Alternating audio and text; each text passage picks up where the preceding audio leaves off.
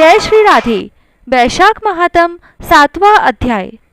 नारद जी कहने लगे कि मिथिलापुरी का राजा यह अद्भुत चरित्र देखकर ऋषि के आगे हाथ जोड़कर खड़ा हो गया और कहने लगा कि महात्मा, इस धर्म को विस्तार पूर्वक सुनने की मेरी इच्छा है, जिससे यह इक्ष्वाकु वंश का राजा मोक्ष को प्राप्त हुआ। श्रुतिदेव कहने लगे कि राजन, तुम धन्य हो जो युवा अवस्था में ही तुमको भगवान के प्रिय धर्म के लिए इतना प्रेम है। बहुत धर्मों के संचित शुभ कर्मों के बिना प्राणी की बुद्धि भगवान की कथा आदि में नहीं लगती। इस युवा अवस्था में इतना बड़ा राज्य पाकर तुम्हारी ऐसी मति को देखकर मैं तुमको श्रेष्ठ वैष्णव मानता हूँ। इसीलिए मैं यह श्रेष्ठ वैष्णव धर्म तुमसे कहता हूँ, जिसके श्रवण मात्र से प्राणी जन्म मरण के बंधन से छूट जाता है।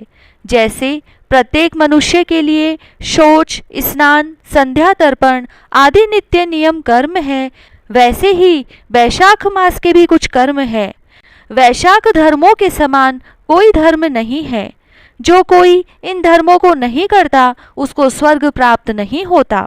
जैसे बिन राजा की प्रजा उपद्रवों से नष्ट हो जाती है, वैसे ही बहुत से धर्म भी नष्ट हो जाते हैं।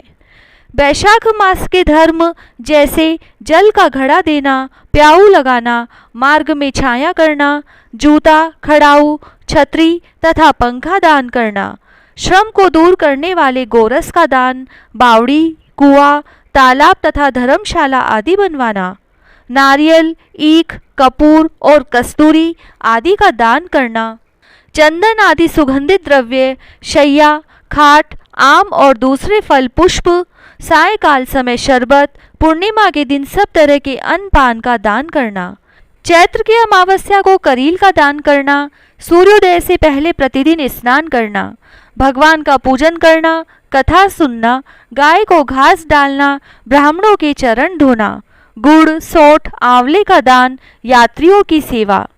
जो स्त्री वैशाख मास में भगवान का पूजन फूलों से नहीं करती, उसको पुत्र का सुख नहीं होता, उसका पति और आयु भी नष्ट हो जाते हैं।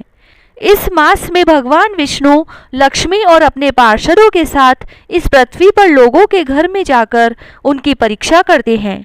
जो भी इन दिनों उनका पूजन नहीं करता वह रोरवादी नरक में पड़ता है और फिर 5 बार राक्षस योनि पाता है। इसीलिए इस मास में अन्न व जल से भूखे प्यासे प्राणियों की रक्षा करें। जय श्री राधे। 7वां अध्याय समाप्त।